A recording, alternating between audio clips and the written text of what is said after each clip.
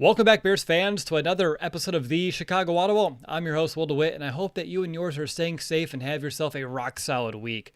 We're now officially in July as our countdown to camp gets us nearer and nearer to the start of practice. At least that is, of course, the hope. Here with me today, as you probably already know, is my co-host Nicholas Moriano. And Nick, I want to know, how's it going, man? Any special plans for the 4th of July weekend? So I think we're just going to have a couple of family members over just at my house, have a cookout, play some bags, things like that. But nothing too big. Kind of want to keep it. Still want to obviously practice social distancing, but have some family over, just have a good time on the 4th. What about you? Oh, we were just talking about this. I don't know just yet. Our old co-host, Brandon Hazlett, he's having himself a reception for his wedding that took place all the way back to when the pandemic kind of started. A little bit on the fence right now, depending on the amount of people that are showing up. So up in the air are my plans. But as you know, Nick, I had a pretty interesting week. I got myself another gig here on top of the podcast, and that's going to be coaching this season for a middle school here in Bloomington, Indiana. So I'll be coaching, I don't know if it's 7th grade or 8th grade yet, but I'm excited to take this venture into coaching and see where that kind of leads to. And on top of that, for those listening, this won't really impact our content this year. We just may need to be more flexible in terms of our show schedule throughout the first 5 or 6 weeks of the season. But Nick and I, we've looked at it and shouldn't really have any impact on the actual content that we're going to provide you this year. So no need to worry. But Nick, I know that the guy who interviewed me reached out to you as a reference. Apparently, he didn't say anything too off the wall about me. No, nothing that would hurt your chances of getting the coaching job. No, I just told, basically, I think his name was Greg. Yes. Basically how you're able to construct this entire show through basically, obviously it's all online, right? Virtual. I can imagine you doing such a great job with kids in person. So I talked you up, Will. I see why you got the job, but I'm excited for you. I've always thought about trying to get into coaching somewhere just because we love this game. That's why we do this podcast. That's why we're doing what we do. But it's exciting. It's new, and I can't wait to hear all about it. And I also believe it's going to help this show because I'm already downloading books on Kindle about all these different offensive schemes, learning like which one we want to introduce here at the middle school level. And obviously, Nick, we've been watching a middle school quarterback for the last 3 seasons. I'm kidding. I had that written in my notes. I just wanted to say it. Kidding. But just watching the Bears and trying to maybe incorporate a little Matt Nagy into this, and also learning more about the nuances of the game at all of the positions. I think I know enough. Obviously, I got the job, but this will really help me and motivate me do more of my homework, and I think that's really going to help this podcast too when it's all said and done. So very excited for this next chapter. I see Cliff and also Bacon Football in the chat congratulating me on it, so I want to say thank you to both of you. Really appreciate your support here too in the chat. But Nick, we have a lot to get to in this episode. It's an in-depth preview of the Chicago Bears defensive line as we kind of wrap up this side of the ball, and we're going to shift our focus starting next week to the Bears offense. And also, we have some interesting news that we want to share during the shout-out section of the episode that I promise you don't want to miss. At least I hope you don't want to miss. I'm excited about it. But Nick, are you ready to kind of put our hands in the dirt and get this show started? Absolutely. I like the segue there. Awesome. Let's go ahead and begin this positional preview with the cream of the crop, and that's Akiem Hicks. As we all know all too well, Hicks' season was cut short as he suffered that elbow injury against the Raiders early in the year. Didn't stop Hicks from toughing it out, though. He did return to his injury against Green Bay 10 weeks later. It didn't take him long to re-aggravate that injury, but he proved that he has a huge heart, and this is why he's a leader on this defense with that gritty performance and the desire to play through injury and being out there suited up with his teammates, even though he was not even near 100%. Now, luckily, he's going to be able to jump into 2020 fresh and healthy, and we all know that what type of disruptive force Akiem Hicks can be when he is healthy. But Nick, Hicks is turning 31 this season, and he was having a slower start to his 2019 year than we anticipated before the injury. He only had 1 sack and about a handful of tackles. So my question for you to kind of kick off this whole positional preview is, should we expect the same level of play that we saw from Akiem Hicks in 2016, 17, and 18? That's like 7 or so sacks per season, double-digit tackles for loss, and over 50 tackles per season. Or should we perhaps slightly taper our expectations? Curious to your thoughts. It might be somewhere in the middle there, Will, but I just think of Akiem Hicks and how he kind of operates. He only had, 5 games that he actually played in last season because of that elbow injury. That freak injury, really, when Khalil Mack hit him, and basically that was it. And then he plays a little bit in the Green Bay game. But you have to think, just with everything Akiem Hicks has just had to do to get to this point in his career, right? Persevere, just kind of playing Regina, playing there, and then getting to the Bears, Saints, and all that stuff. This 2020 season, I'm just looking for a very motivated and hungry Akiem Hicks. It is going to be as I was preparing for the show, I'm like, well, how does COVID-19 kind of impact like the conditioning and things like that? Like these big guys, they rely on these training camps to kind of get back into playing shape. And obviously they're doing their own things, but I still think that Akiem Hicks has a lot left in the tank.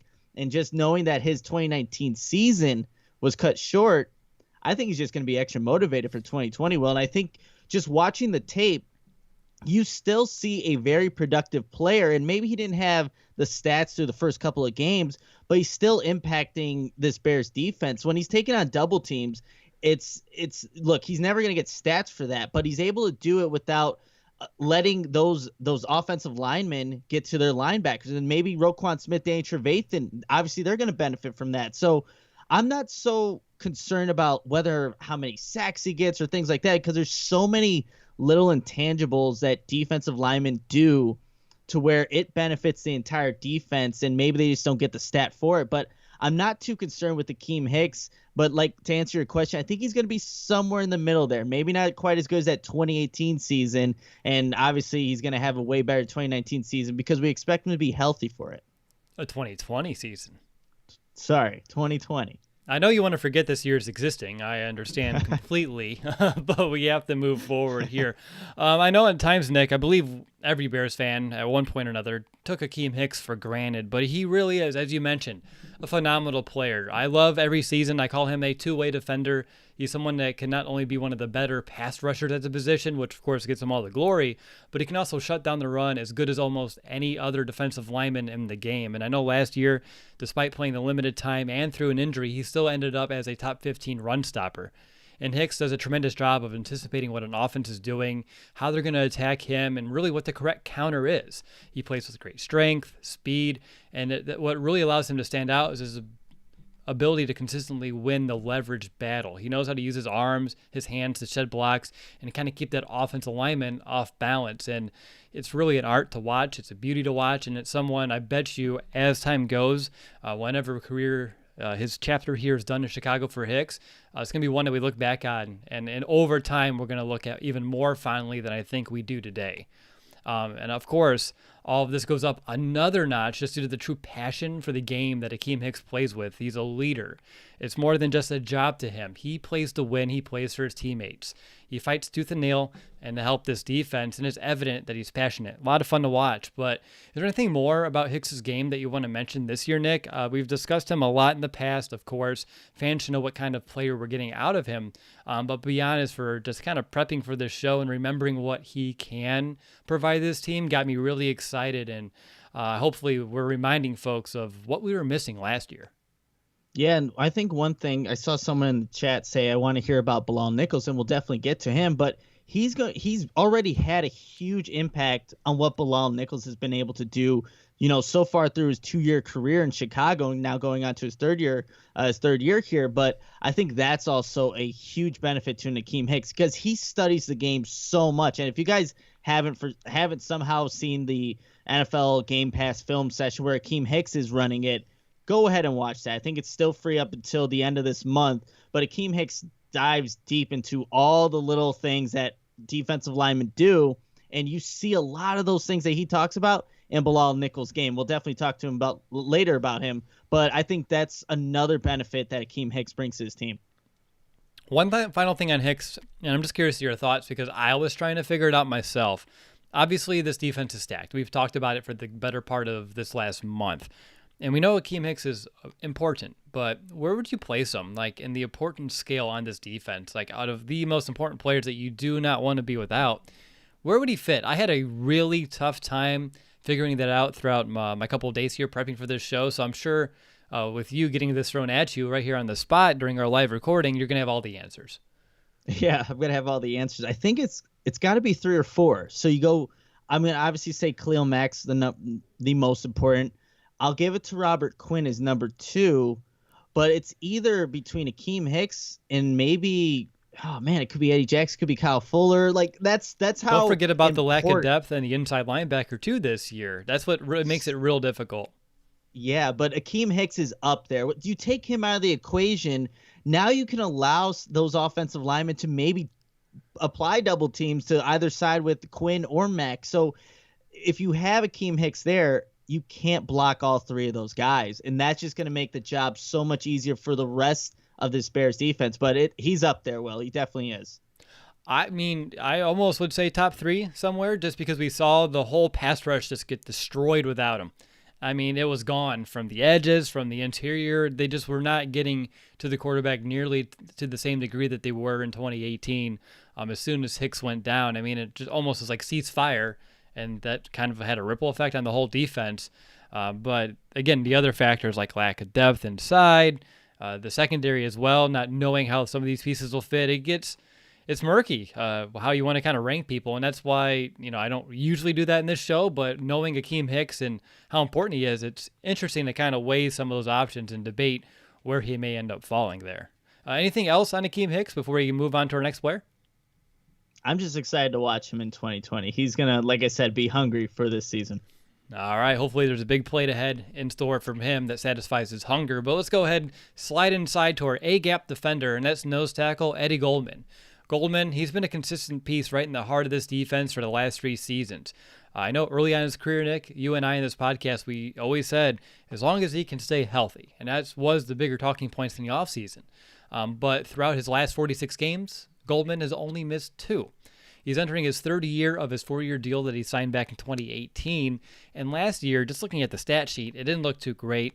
Finished with his lowest mark since 2016 in tackles with 29, sacks with only 1, which was the lowest of his entire career, as well as his 2 tackles for a loss, which is another career low. Now, I'll preface this by, of course, stating that I understand that a nose tackle's job is not to stuff the stat sheet. His main priority, of course, is to fill those gaps, have those gap integrity and be a pretty strong run defender. Even if he's not making the tackle, just force that ball carrier to move where he doesn't want to go into the arms, into the hands of the other defenders. But Nick, do you have any insight on what I'll maybe call some minor struggles for Eddie Goldman last year? To me, I believe a lot came after losing Akiem Hicks, who we just mentioned, as teams were able to focus more on Goldman more than perhaps they have over the years past when they were focusing on some of these interior defenders for the Chicago Bears. So any insight here on these, quote, I'm going to call them struggles, but that's maybe a slight overstatement.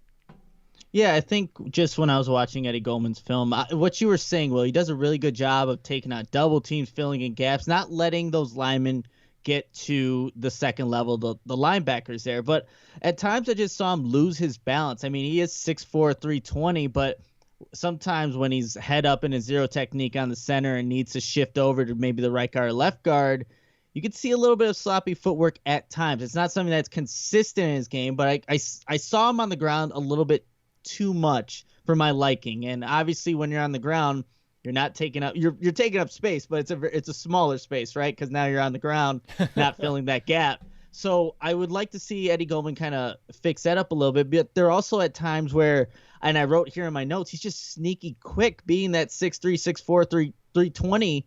He could just move. I love it when he comes out of his stance. He doesn't even shoot his hands into the offensive lineman yet. He kind of fakes him out and does a fake, like a head fake to the left, then swims over to the right and is able to get past offensive linemen. Like, this is a large human being just being able to move like that. But there are also times where, like I said, he's a little clumsy. But I think another thing that was I don't know, surprising for me when I was watching Eddie Goldman, just seeing the stats here, he really isn't a third down player. When I was watching how the Bears kind of utilized him and then Roy Robertson-Harris, they elected when, especially those 3rd and longer situations, maybe even 3rd and 5 at times, 3rd and 5, 3rd and long, Eddie Goldman's not on the field. He's also the 12th highest paid defensive tackle in football right now. 10th is Akiem Hicks, 12th is Eddie Goldman. But the Bears felt more comfortable or like to use Roy Robertson-Harris on those 3rd and obvious passing situations instead of an Eddie Goldman. Look, maybe that is a good move because they like what Roy Robertson-Harris may be able to do, but we've seen the consistency from Eddie Goldman, and maybe he's not the best at getting to the quarterback, but I just found that interesting to see that usually on third and longer situations, Eddie Goldman's not in the field. They'll put Roy Robertson-Harris in there instead, and that's just what they like to do in those certain situations. But I wonder if you have any thoughts on that, Will. Is that a good thing? Is that a bad thing? Would you rather see Eddie Goldman or Roy Robertson-Harris? Good question. I was actually about to follow up on this because this is interesting to kind of think through. I think I would lean towards a Roy Robertson-Harris. He is better at getting after quarterbacks than Eddie Goldman. I know Eddie, of course, as a run defender, one of the better ones in the league, and I think that's where he kind of earns his money because when he's out there, he's holding his ground. He's that anchor, not allowing the offensive lineman to get vertical push, reach that second level. But when it comes to actually third and long and you need to pin your ears back and get after a quarterback, I mean, we've seen Eddie put together 4 or 5 sack seasons, but it's not like he's out there as an all-world pass rusher. So to take him off, to put 3 of your best pass rushing defensive linemen on the field, thinking of this season with Quinn and Mack, that gets me excited about the potential future here. But yeah, I would probably lean towards Roy Robertson-Harris. So good job, Chuck Pagano, is how I'm going to kind of say this right here. But when you're looking at Eddie Goldman, he's still young. I mean, he's been in the NFL for quite some time, but he's still only 26 years old. And obviously he can be entering the cusp of what we can call his prime. Do you see, besides probably working on what I wrote down as play balance, any other areas where Goldman can take steps even more forward or maybe evolve his game at all? I know they list him as a nose tackle. I think he's just going to be a nose tackle, a guy who's dominant against the run, who may have a couple of splash plays via the pass rush from time to time, but I have a hard time thinking he can grow into a much larger role because I know ever since Matt Nagy came here, his role has diminished a little bit compared to what it did under John Fox. Yeah, that's a good question there, Will, because like when I was thinking of what's next for Eddie Goldman, I don't know if it's really developing more pass rushing moves or anything like that. I think it's just consistently getting even better at what he does best and just let him. That's who Eddie Goldman is. Like you said it, he's a run stopping, gap filling nose tackle, and that's what he's good at. As long as he stays consistent with that throughout his career, that's going to allow these linebackers to have a way easier job and allow guys like Robert Quinn and Khalil Mack to really get after the quarterback. And look, there are times where these offensive linemen, they do have to, chip block him a little bit just because they know Eddie Goldman is a force too as well. So I don't know if it's about developing anything new, just getting better at what he's already good at. And if you have that and everything we just talked about it, that's exactly what you want from Eddie Goldman. Now, like I said, 12th highest paid defensive tackle. I want to go see what those other guys kind of do in terms of money, but obviously number one's Aaron Donald. Like there's only one Aaron Donald, and obviously Akiem Hicks is on this list as well. But he's good at what he does, and I don't know if it's about expanding his role to do even more because maybe that might hurt him and what we were talking about, what he does well. So I'm fine with Eddie Goldman, and like you, I agree with the third down situation. Put Roy Robertson-Harris out there, and we'll talk about him in a little bit. He's next, man, so don't worry. He's coming up right now. The only other thing I wanted to mention here when it comes to Eddie Goldman is whether he re-signs with Chicago on another deal or anything of that nature. Being a really good nose tackle who can stuff the run, you can have yourself a very long and fruitful NFL career. You're not going to ever, set huge records in terms of tackles per season or sacks per season, but you're going to be someone that teams covet and teams really hate to game plan against. So he does bring a ton of value in his own right, providing some of those elements as well. All right, so Nick, for the first time in what feels like my entire lifetime, we can mention Roy Robertson-Harris here in the month of July without having to talk about him being in a position battle with Jonathan Bullard. It feels great, doesn't it? Like it was the whole new day. Yeah, I was looking at, obviously just preparing and looking at notes from last year. It's like battle, Jonathan Bullard for like the third time in a row or whatever it may be. But yeah, this is Roy Robertson-Harris's role now. And there's really not, maybe Bilal Nichols, but this is his role. There's no Jonathan Bullard attached to his name because every single year, like you just said, that has been the case. And I'm glad. Like I said, it's a new day here on the Chicago Audible here talking about Roy Robertson-Harris and RRH. He's a player that he's worked his way up rather nicely. I know last year he set a personal best with a career high in tackles. Also played on over 50% of the defensive snaps for the first time in his entire career, which was up nearly 20% from 2018. Obviously, some of this, or a lot of this, was due to filling the void left by Akiem Hicks. I'm sure we're going to hear that be said a couple more times throughout this episode. Be prepared for that. But Nick, sometimes you can find some silver linings in what can seem like an overall negative situation.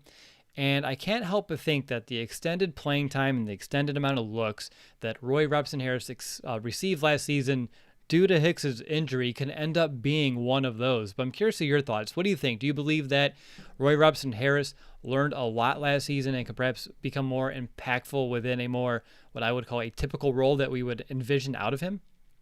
Yeah, I think so. We just saw a lot more opportunities for Roy Robertson-Harris to see what he can actually do. And consistently just watching his film, he's really, even though he's 6'5", 292, a taller defensive end, he was consistently getting lower than the opposing offensive lineman and just stacking the guy and able to shed them to find the ball carrier and just find the guy in the backfield. That was consistent with his game. I thought that would be an issue, just kind of seeing his size and just, assuming, but not for Roy Robertson-Harris. That wasn't really the case. The only thing, though, that I still, with even more opportunities, I kept asking myself, what is his move? What does Roy Robertson-Harris like to do to get to the quarterback?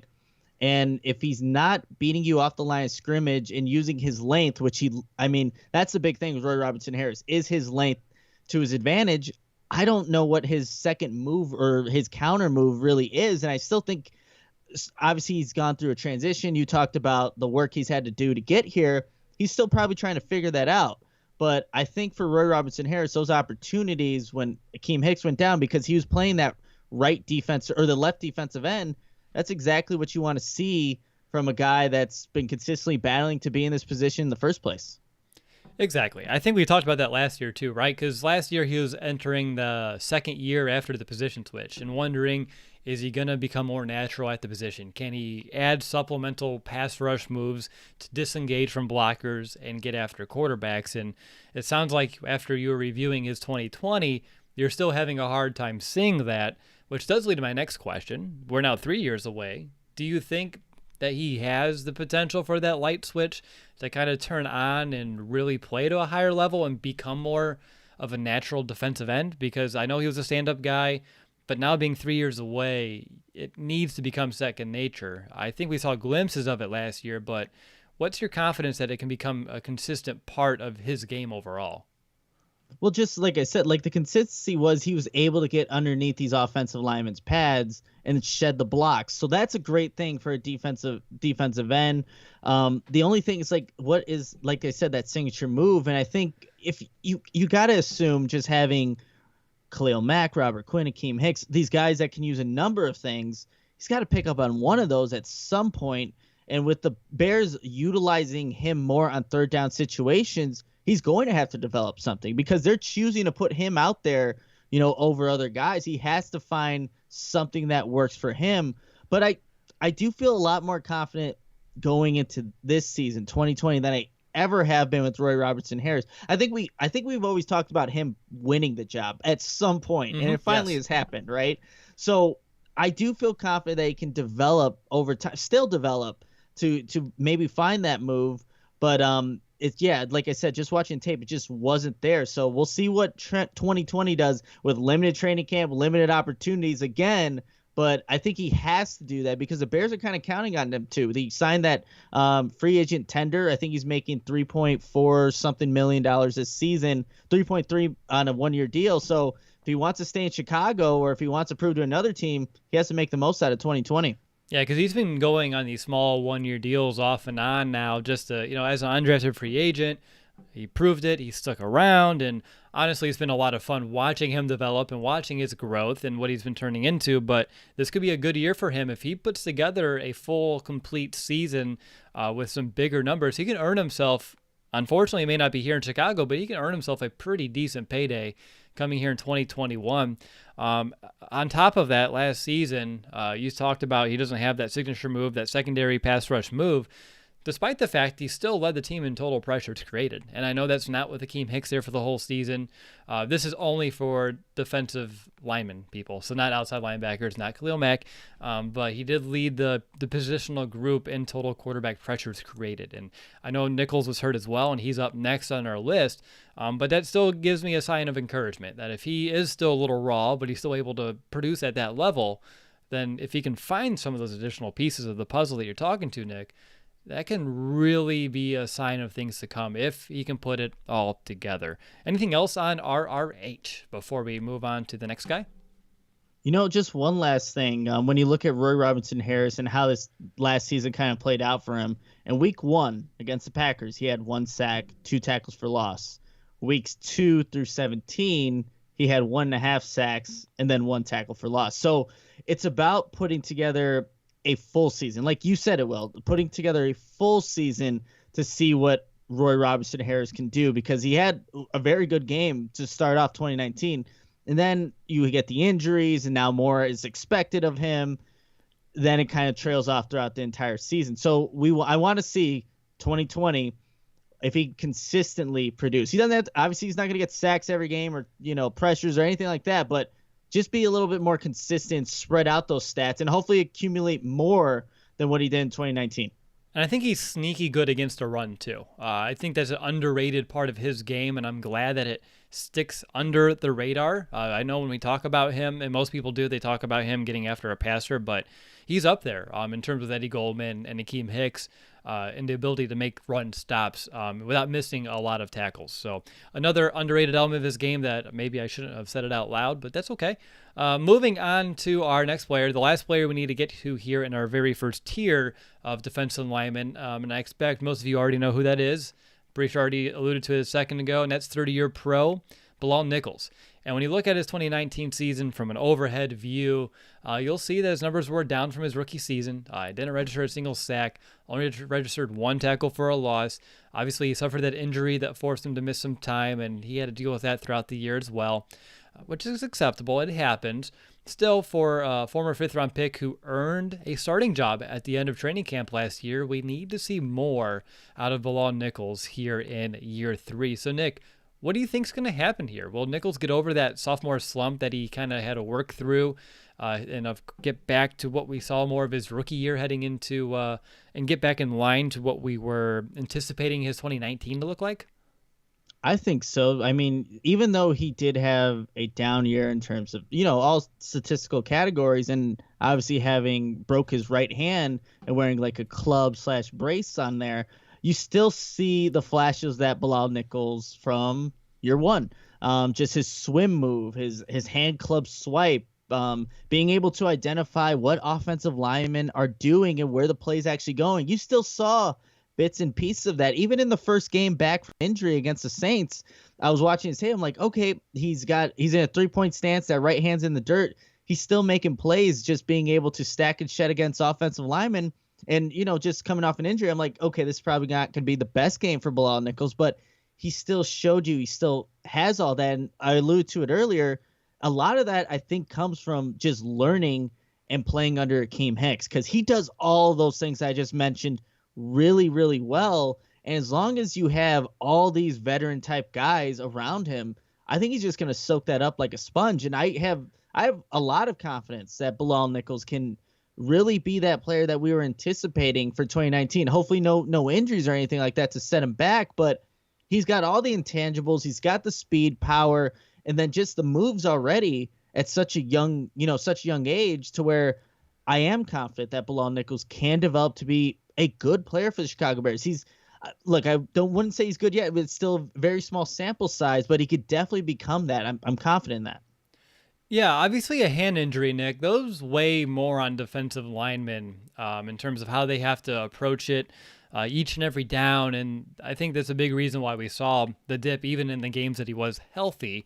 One area that really didn't go down, though, was his tackling. He rarely missed tackles, and he improved the overall of his tackling. Of course, when you don't have to rely on your hand to grab at guys, you have to lean more on those fundamentals, which is probably a good thing and why we're able to see that.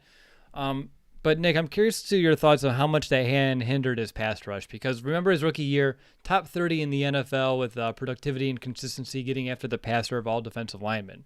Last year, he went from top 30, I think it's like 27th, all the way down to 122nd of all defensive linemen. Only 4 pressures out of 202 pass rush snaps compared to the 17 pressures he had as a rookie on only 186 pass rushes.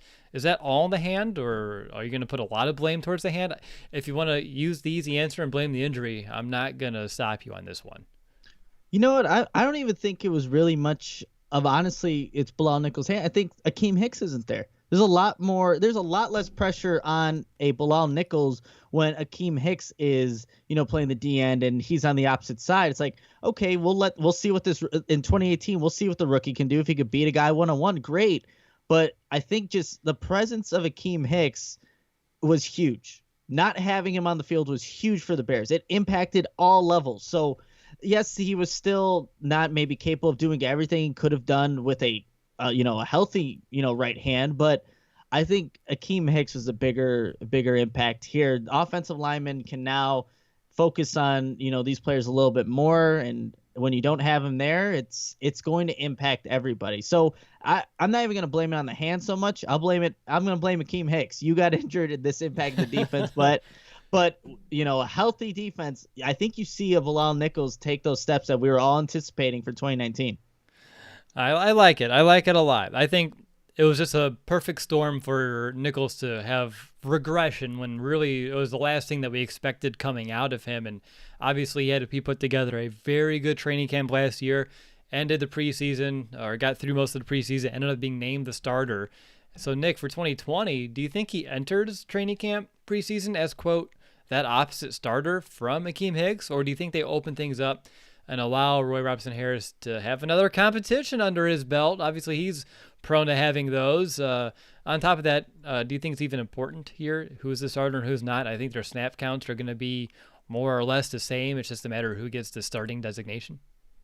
Yeah, that's a good question. I think when it is more of a running situation and you're going to maybe want the 3 defensive linemen, Hicks, Goldman, and Nichols, but when it's more of the passing situation, 3rd and long, you'll see Roy Robertson-Harris be the guy, or you take out one of your defensive linemen, go Nichols. So it's going to be interesting how those snaps kind of play out. Obviously, Roy Robertson-Harris had more snaps than Eddie Goldman, and Bilal Nichols were all messed up because of the injury.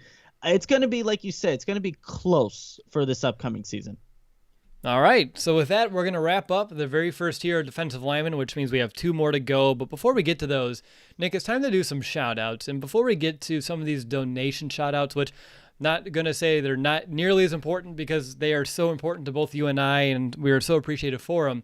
But we had some news, and I talked about this on the top of the show, that kind of came our way. And I got an email from a listener. His name is Al, and he breeds horses. And oddly enough, he has a racehorse. It's going to be sold here in October with the goals of it racing in 2021, 2022. And Nick, this horse's name is named after our show. It's Chicago Audible. We have a listener of our show who breeds racehorses who named one of his horses after us. I don't know about you, but just thinking about horse racing is something that's usually the least in my mind, but just thinking about the general future here, we could end up watching a horse named after our podcast here on the big screen one day in the next couple of years. Anything you want to mention about this? Because this is still very surreal to me. I never thought it would happen. So one of the coolest things to ever happen in my life, because it's the last thing that I ever thought would happen. I never thought it was even a possibility that there'd be someone who listens to our show who would name a horse after us, let alone a racing horse.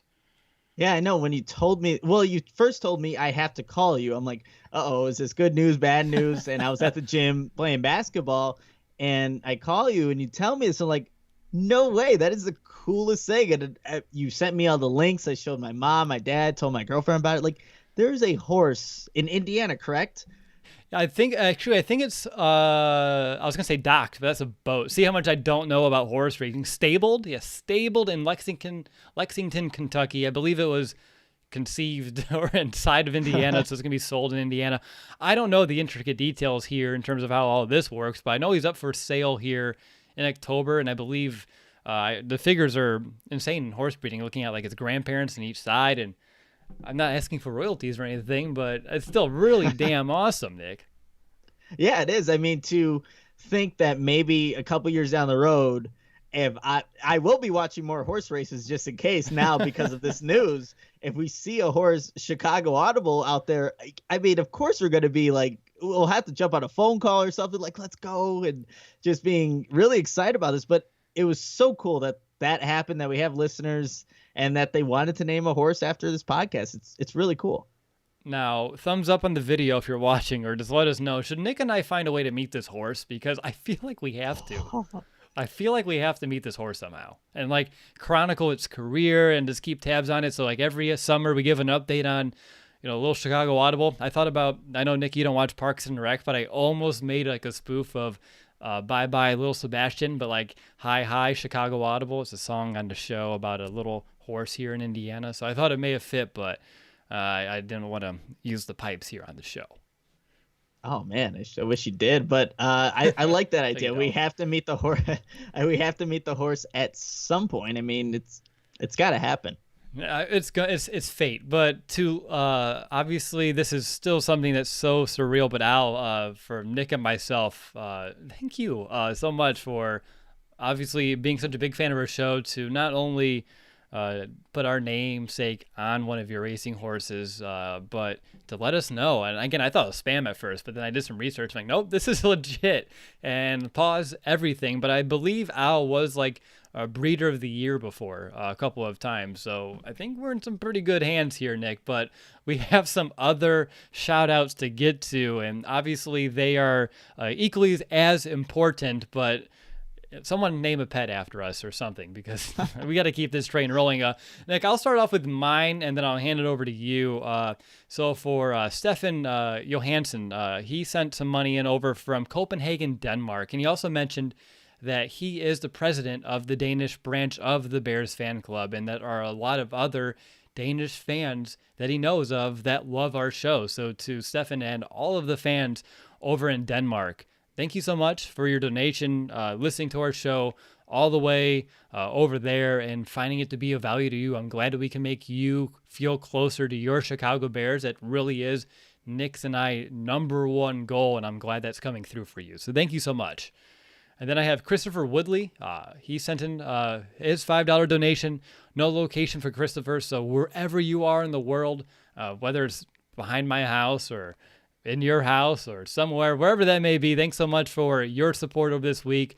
And then Lance, I know you sent in $10, Lance, so thank you very much for that.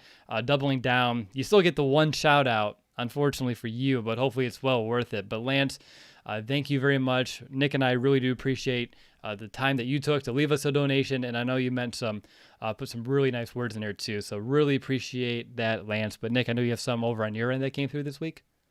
Yeah, so we got a donation from Joey Plotkin. Again, donated $10 to the Chicago Audible podcast. Thank you so much, Joey. Like Will was saying, we really do appreciate everybody that takes the time out of their day just to, again, give us a donation. You get the shout out, obviously. But Joey, thank you so much. And we have Zach, who actually lived in Packers country throughout college, but luckily he's now in Chicago. Zach, thank you so much for the donation, that $10 donation. It means a lot to us. And again, just showing gratitude and support for the podcast. It means a lot. And last, we have a message from our friend Mason West, who's a physical therapist at Team Rehabilitation in Barrington, Illinois, and wanted me to inform our listeners about his location. Team Rehabilitation in Barrington, Illinois is a physical therapy office that emphasizes hands-on therapy while maximizing performance by increasing strength and muscle activation. Whether your goal is to play pickup basketball in the park or compete for a starting job on your college team, Team Rehab can help you reach your goals. They see everything: post-surgical, nagging pain, injury prevention, performance enhancement, and all ages, such as 10-year-old gymnast to a 6-year-old runner. Mason West is a former collegiate wrestler and a lacrosse player who combines his passion for sport and rehab into one package. You can contact Mason at 224-512-7200 or find him on Instagram at dr.masonwest_. Sports PT to begin your journey to be the best athlete you can be. And of course, if you want to get a shout out on the next Chicago Audible podcast, here's how you can make that happen, either through Venmo or PayPal.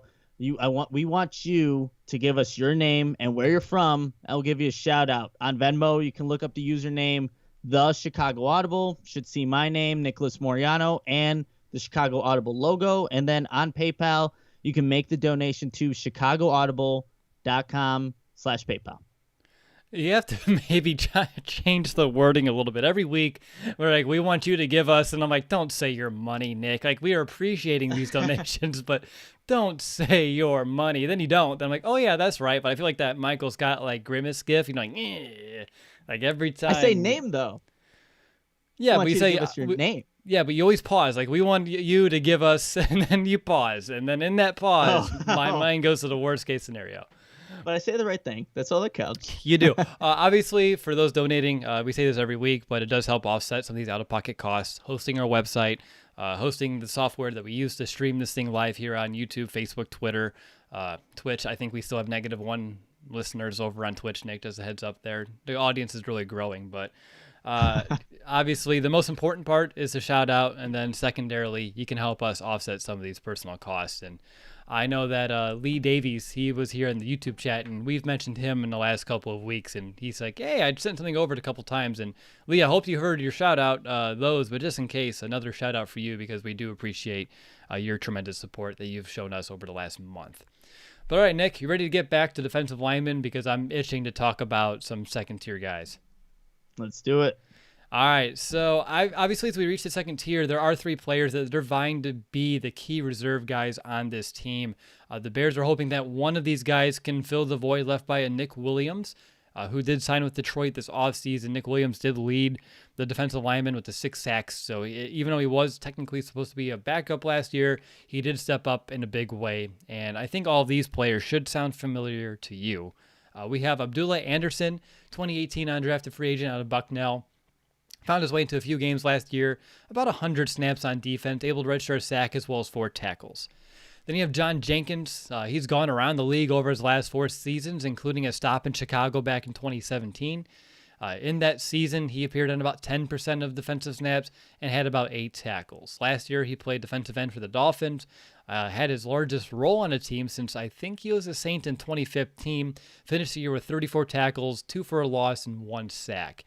And a fun fact, John Jenkins, Akiem Hicks, of course, they shared 3 years together in New Orleans, as well as that 1 year in Chicago. So there is a lot of familiarity between Jenkins and, of course, Akiem Hicks. And then you have Brent Urban, signed by the Bears in Week 5, appeared off and on, finished the year with 16 tackles. He did have some small flashes. I remember giving him some nice props at the end of the season because he played admirably down the stretch for someone who came in off the street. He was cut by the Titans, but off the street, coming into Chicago early on in the season. So, Nick, out of these 3 players, 2 of them probably have a very strong shot at making this team. Now, don't tip your hat completely. We'll get to roster predictions soon, but who do you tend to like more out of this group? And I'll be honest, I think John Jenkins surprised me last year in Miami. And if he can provide that type of play, but in a reserved role, that may just be your Nick Williams replacement. Yeah, so that obviously if the Bears want to go that route with experience, John Jenkins has plenty of it, going into his 8th year, having played already on the Bears, so knowing Akiem Hicks, right? So that definitely could be an option for the Bears. But I think Abdullah Anderson's an interesting one as well. Obviously having 2 years of experience, this being his 2nd year, just kind of watching a little bit of his tape, he was playing in the 1 technique, just on the left guard. Then you moved him out to a 3 technique on the opposite side. He was just kind of a little bit all over the place. And he made a couple of splash plays in that Saints game that we all kind of want to forget. But he did get a sack on Teddy Bridgewater, had a huge hit on the running back at the time. So I think that would be also another interesting, player for the Bears to really think about. Then you have Brent Urban, who also has a lot of experience, and they did a pretty good job at containing the edge when he was out there playing. So I think all 3 of these guys have something different they bring to the table, and just depending on what the Bears really want that position to be, that 3rd line of the rotation there at the defensive line position, it's just what do they actually want? Do they want someone that is more prone to just kind of contain the edge, doing their job, or maybe there is some upside with Abdullah Anderson. Not saying that the next big thing or anything like that, but I saw flashes there from him. But it's an interesting group for this second tier of guys. Is there anything else you want to mention about them? Obviously, like I said, I think 2 of them are going to make this team. I'm not really going to tip my hand to exactly the other one just yet, but it's one of those where I think we know what we're going to get out of them. They could end up surprising us a little bit, but best case scenario is these guys see the field minimally in a reserve role just to give some of these other guys we talked about in that first tier a breather from time to time. Yeah, so whichever guys that the Bears actually keep from this group, whether it's 1 or 2, where they need to have value is when the Bears defense does have a long drive. Let's say they give up a score. They're just on the field for a long time, and then the offense, God forbid, goes 3 and out like they did all of last season. You want that second group to be able to at least, at minimal, do their job, contain the edge. Don't allow these guys to get to the linebackers, whatever it may be, because that's where I think they might find their most value and playing time is when there's a quick transition from having a long defensive drive, a quick offensive 3 and out, and then being back on defense again. This is where the backups primarily will come in and try to give the starters a breather. So whichever ones they do keep, that's where they just need to maximize their opportunities. And it's going to happen at some point. As good as this Bears defense is, and we all know how good it can be in 2020, they're going to have drives. They're going to have maybe games where they're just not able to get off the field as quickly as you would like. But that's where these backup guys will find their most value. Absolutely agree, Nick. Moving on to the final tier, just 2 more players that we need to talk about the defensive line entering training camp. First, you have Lee Autry. He's an undrafted free agent out of Mississippi State. That's where he had 6 starts, was a starter last year, but missed 8 games to violating the team rules. He was part of a larger group of players in the team that ended up being suspended due to that. Don't get any details out from the collegiate level, but looking at his actual career, modest production in college with 23 tackles, 2.5 for a loss, and a half a sack. He does have a brother in the NFL, Danico. He's been in the league since 2014. He played with Khalil back in Oakland. Decent production for his brother as 23 sacks and about 170 tackles throughout his career. And then you have Trevon McSwain. He's an undrafted free agent out of Duke. Played in 12 games his senior year where he snagged 35 tackles, 7 for loss to go with 4 sacks. No player from Duke was drafted, but McSwain was the first one to sign with any NFL team as an undrafted free agent. DraftWire called him a gem prospect that flew under the radar before the draft, and some places had as high as a 5th round grade on McSwain. So, Nick, based off of my research this week, I'm really pulling for McSwain to snag a spot on this practice squad. He plays with really strong technique. He's tall and lengthy. He's 6'6", 285, and I believe he can really develop into a contributor down the road for the Bears. But how about you? Anything about these 2 guys that you wanted to bring to our attention? Yeah, no, it's going to be interesting. The guys that you mentioned with probably what rosters are going to look like, because I think McSwain's a guy that I think is intriguing, but with how rosters are shaping up right now, I don't know if you saw Adam Schefter's tweet earlier today, Will. It looks like they're not even going to take it's going to bring fewer than regular 90 players than ordinarily bring to training camp per league sources. One source predicting 80 players per team, another 75. So if that's how this is shaping up for this season, a lot of even tier 2, tier 3 guys that we just talked about, there's a chance that they're not even on the team anymore, possibly just because of how everything is shaping up. So, yeah, I mean, look, we could still be hopeful for these guys for sure, but I think it's just going to look a lot different this year as opposed to obviously years past with the roster size and even the potential to develop players. Look, if this were to have happened when Roy Robertson-Harris got to the Bears, maybe the Bears don't have Roy Robertson-Harris. You can't bring in a lot of these restricted free agents or Bryce Callahan from years past because now the rosters are getting smaller. So it's just something to think about as we're kind of naming some of these lower end guys. What's their situation going to be in a month or 2 from now? That's tough. I didn't see that one. When you mentioned a tweet, I've been busy all day, but I thought you were going to talk about the 2-game preseason.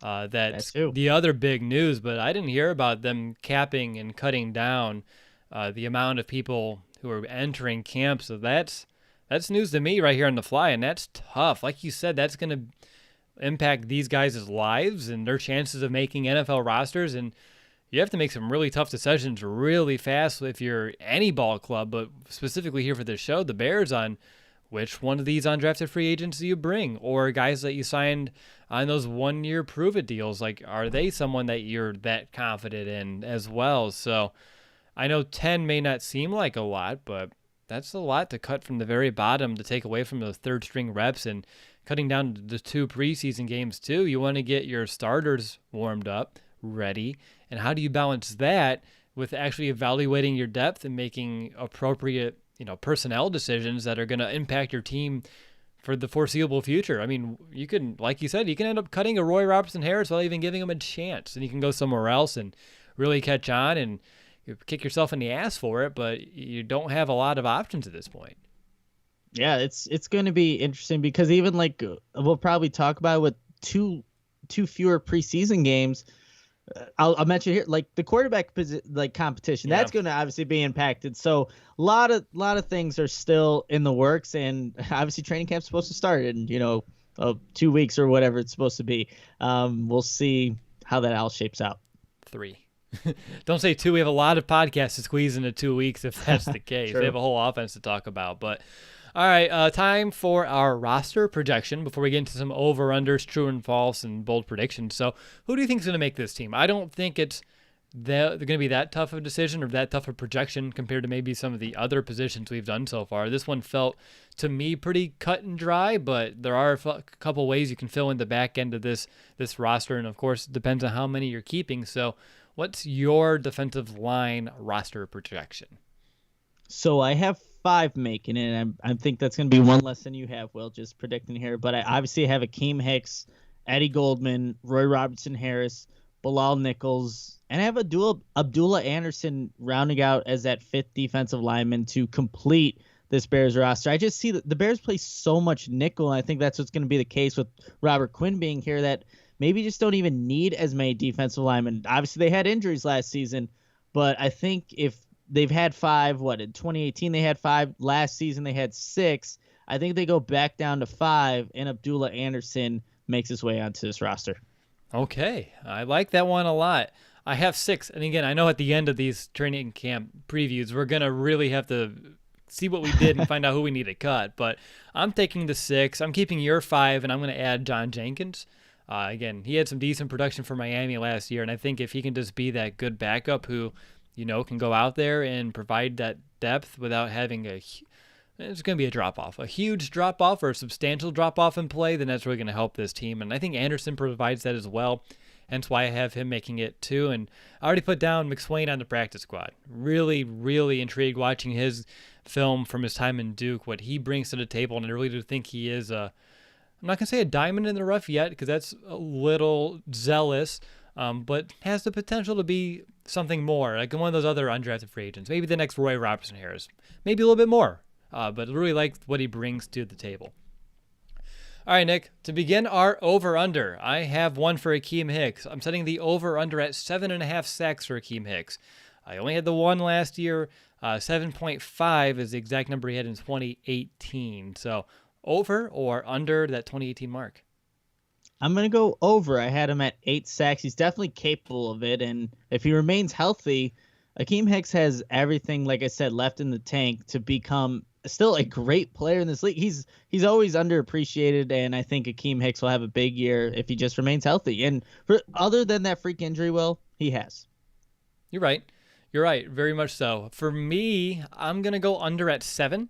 Which is still a very strong year, so please don't shoot the messenger here. But again, he is turning 31. I do believe, Nick, you talked about it. He's going to be hungry, passionate, and I think it'll come out. But 7's still a really high number for him, too. So I'm excited for that one. All right, over under 120 total tackles between Nichols, Goldman, and Hicks. Those 3 in 2018, when healthy, had 123. So over under 120.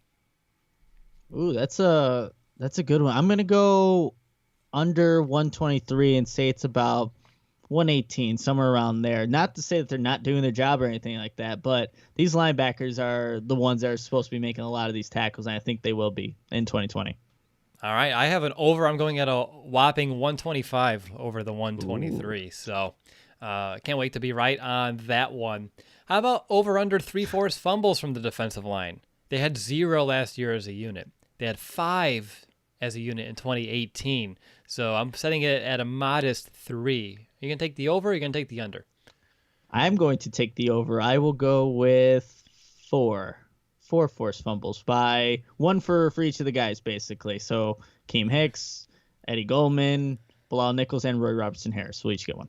I'm sure he's listening to the show and got pissed I kept him out of the over-under for the total tackles, but that's okay. I just realized that when you said his name.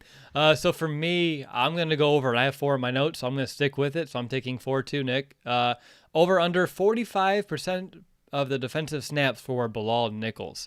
He had 41% last year, which of course he was injured, so I think this should be an easy one, but with Roy Robertson-Harris getting a decent-sized role too, it's an interesting one to think through.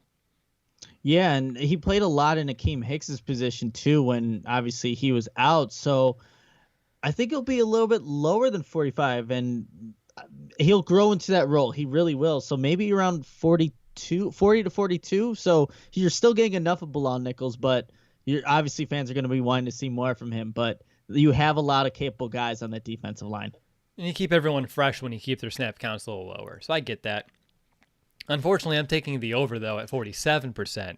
So I understand it, but you really got me earlier in the show talking about Bilal Nichols and what you're still seeing out of him despite the injuries he played through with that hand last year. So if he plays at a level that you sounded like we should perhaps expect or we couldn't see out of him, it'd be hard to take him off the field. So I'm going to give him a 47%. And the final over-under, I have 3 sacks for Roy Robertson-Harris. 2.5 last year, and 3 is his current career high. I'm taking the over at 4 just to kind of set the bar now. How about you? I'm going to say under. I'll say he gets 2.5 again. Well, not that it's bad that he got, that 1 sack in the first game or a half sack in the first game, and then it took him 16 other games to get the other one. But there's a lot of capable guys, and he will be, unless he develops that third down like pass rush move. Roy Robertson-Harris is not going to get to the quarterback. He may be the one who's going to get a lot of opportunities at it, but if he doesn't develop that, if we don't see it, I just don't see it happening. But hopefully I'm completely wrong on that, and he gets 4 like you said. Right? It can't go wrong there. Oh, I can go wrong, but you want to always hope for the mower. True or false, Roy Robertson-Harris will end up playing more snaps than Bilal Nichols. Oh, man, these snap ones are tough. I think on early downs, you kind of want to see Bilal Nichols a little bit more. And I hope this doesn't contradict what I just said about Bilal Nichols not having as much snaps, and hopefully it equals out. But Bilal Nichols will have slightly more snaps than Roy Robertson-Harris will. Okay. I think these can be independent of one another. That way we can chop them up in a year and see where it all kind of fell through. By the way, I love seeing everyone in the chat play along every week. We have to think of more in-season games like this so people in the chat can participate, because it is really, really cool. But, Nick, do you have a bold prediction for the defensive line? I say this knowing you don't, because you were complaining about it right before we went live. So what's going to be your made-up bold prediction? No, actually I do. We were talking about it when I said that the starting defensive line plus whoever's not the starter will each have a forced fumble. That is going to be my bold prediction. All of them will get a forced fumble, which it didn't happen in 2018, didn't happen in 2019. It's going to be Roy Robertson-Harris, Bilal Nichols, Akiem Hicks, Eddie Goldman will all have a forced fumble. And here was the one I was thinking of, Will. I didn't want to even say it, but I was looking at the defensive just the snap counts from last year. We didn't see a lot of defensive players playing offense like we did in Matt Nagy's first season. I think Roy Robertson-Harris is a guy that you may see on offense from time to time in 2020, but I think he'll catch a touchdown. That's going to be a bold, out there, crazy prediction. Obviously, we know Akiem Hicks scored with the Fridge 2.0 against the Giants in 2018, but I think we can maybe see some weird package again, or Matt Nagy will get back to those weird ways of putting defensive players on offense, and Roy Robertson-Harris will be the recipient of a touchdown pass. I don't know who's playing quarterback, but he'll catch one. Bold, crazy prediction right there. Yeah, I like it. And with offense kicking off next week for Countdown to Camp, it makes sense to use something like that as a nice little segue. So for me, my bold prediction, as you know, I took the under for Akiem Hicks at 7 sacks. So it's a bold prediction for me to say that he's going to come out like a bat out of hell, put together a new career high in sacks because he's just pissed off and he wants to play football. I have him having 9 sacks on the year for my bold prediction. His current career high is 8.5. So that would take care of that right there.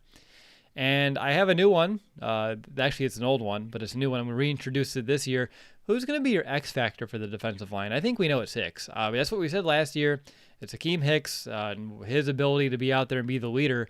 And it came out to fruition because we severely missed him. For this position, is there anyone else that you can see as, quote, the X factor? Because it's hard for me to say anyone other than Hicks just due to the fact that I'm pretty sure we mentioned him for every player on this whole entire show. Mentioned that, well, his absence impacted this player. So I think that just is, the line is in the sand. Like, we know who it is at this point. Yeah, and it should be Akiem Hicks because we talked about his impact, like you said, throughout every single player. Akiem Hicks is somehow in the equation or mentioned. But just to maybe, go the other way here, like Roy Robertson-Harris can be an X factor here. Like I was saying, on those third downs, if he's able to get after the quarterback, that's just another guy that offensive linemen offenses have to think about.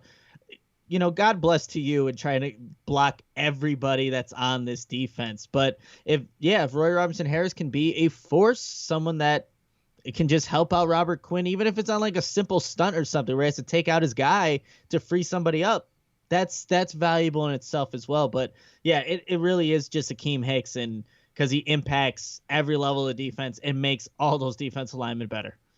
I saw our moderator Tristan was here, and he had a bold prediction of interception from a defensive lineman. I was hoping he would have taken it a step further from like a Keith Traylor type of touchdown. Like maybe Eddie Goldman gets an interception and has to run all the way down the field, gets that score, and ends up having to sit with the oxygen there for the next 10 to 15 minutes, try to catch up after the fact. That would be fun to see another one of those big guy kind of touchdowns here in Chicago, and I think we have a group of big guys that can definitely reach pay dirt if they get the football in their hands. But Nick, one final thing we need to do is we need to hand out our confidence meter. And I know weeks ago we thought we would give out a 10 to one of these positions on defense. It has not happened yet. Is it going to happen? No, it's not going to happen here at the defensive line. I think what I give the outside line was like a 9.8, 9.9. I was close. I felt really optimistic and, obviously confident in that group. But this one was tricky to kind of gauge what my confidence is. Obviously, I'm very confident in Akiem Hicks, Eddie Goldman, and then, Bilal Nichols and Roy Robertson-Harris put that tandem together. I feel good about them. Still want to see more from them. So with like a couple players being in question that are supposed to be key contributors, I gave us an 8.4, 8.5. So not that I'm not confident in this group. I just need to see a little bit more out of really the other two, because I know what Eddie Goldman can do, and I know what Akiem Hicks can do when he's healthy. What will be the next step for Bilal Nichols? What will be the next step for Roy Robertson-Harris? And then we have depth pieces, of course, but I'm really factoring those four guys as the main contributors for his defensive line. So 8.4, 8.5 is where I want to land on his confidence meter. And if Akiem Hicks is healthy, I mean, that's almost good enough for me with this defense line. That's how impactful he is. Absolutely. Well, I'll look down all the way up here from my 9.35 on the confidence meter. It really does depend on health, but we can say that about every position. Well, if they're healthy, we're confident. So we have to just assume health and knock on wood for the best here. And we've talked about it all episode long, just how great Akiem Hicks is and how he can elevate the play of everyone around him. And then when you just look at Eddie Goldman, he's one of the best nose tackles in the league. Again, may not have the eye-popping stats of other defensive linemen, but he does all the little things well, and he proves his value in other ways. Nichols, if he takes that jump, Nick, that you're talking about, that's great. I know that's not for certainty, but it's definitely something that it matters. Nick, your mic popped. If you wanted to know your mic, the popping thing again. I saw you in the chat. I'm like, what's Nick's picture doing up here? But someone jinxed it because you went the whole episode without it, and you've had like 2 in the last 8 minutes. So someone jinxed it. I forgot who it was, but someone mentioned that we're running pretty perfect. But Now that I got distracted, 9.35. I'm really liking the depth. It proved itself last year. The only thing we're missing is Nick Williams, and I know he had some good numbers, but there were also games last year that he was MIA. He had a hot streak, and then he got cold. So I don't think it's a huge void that the Bears need to fill, and I think they have the guys here to get it done. So for me, 9.35, this is a really, between them and the outside linebackers, it's the engine that makes this defense go. It all starts up front.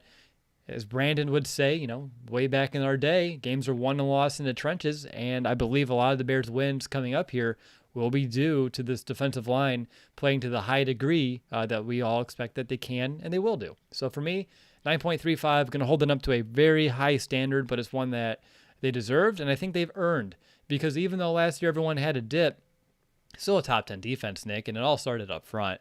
They didn't have all that help. They had two other inside linebackers that were down. It really does. This is a very strong, deep position, and they're going to be treated as such. High standard all the way around, 9.35. Any final thoughts, Mr. Moriano? Apparently my mic is a meme now, or going to be a meme, just because of all the pops it makes, and I guess that's, if there's something that comes out of the popping, I'll take it. Okay. I like it. We'll figure it out. I don't know. Maybe you started talking louder at the end of the show because you got excited, or you never know. It felt great, and I didn't want to mention it, but someone said it in the chat. So I'm going to watch the replay of the show, and I'm going to find out who jinxed it, and you're going to get a nasty shout out on the next episode. Kidding. Kind of. All right. That's going to do it for this episode. I want to thank everyone who watched the live recording of the show. It's been a lot of fun with you guys here in the chat. And, of course, our appreciation does extend to all of our podcast listeners around the globe, including, of course, the members of the Denmark Bears fan club. And if you can, please support our show by leaving a small $5 donation, and we'll give you a shout-out on the next show. You can donate on Venmo at the Chicago Audible, and you can also pitch in via PayPal, chicagoaudible.com/PayPal. And if you don't have the means to support our show financially, really don't sweat about it at all. Another great way you can support us simply is just spreading the word. We don't have any advertising dollars unlike other bigger podcasts out there. And every time you tell a fellow Bears fan about our show, it really does have a tremendous impact. And if you want to name a racehorse after us too, then we're not opposed to that. But that's taken, so someone needs to find a way to top it. And don't forget to get into our free Chicago Bears jersey giveaway. I checked right before we went live. We're only 2 away from giving away a free Chicago Bears jersey. We're sitting at 598 reviews on Apple Podcasts, and all we need to do is reach 600. So if you haven't left a review of our show on Apple Podcast, really now is that time. And if you don't think yours would help, again, we're only needing 2 here. And my goal, of course, is by the time Nick and I hit the airwaves next week, we have an announcement to make of who won this free Bears jersey. Again, it's the jersey of choice. You get to choose the player, you get to choose the color, you get to choose the size. It's not like one in my closet that I'm just going to find and give to you. It's one that you get to choose brand new, straight from the Chicago Bears store. All right, so next week we'll be back to transition over to the offense, which, of course, these Countdown to Camps episodes are going to start to get really interesting on that side of the ball. A lot of confidence here on defense. Not expecting the same here starting next week. We'll be doing a double recording night next week, Nick, offensive line and running back. So for those on YouTube, get ready for twice the fun. And for those on a podcast, we are going to split those up into some individual shows for you. That way you can stay nice, neat, and organized. But the next time that you'll hear from us will be on the Chicago Bears offensive line. How much trust should you have in Juan Castillo to get the offensive line back into form? Is newcomer Jermaine Ifedi a lock to start at guard? What adjustment should we expect from this unit in 2020? And honestly, should we trust the depth up front? We'll hit on all that and much more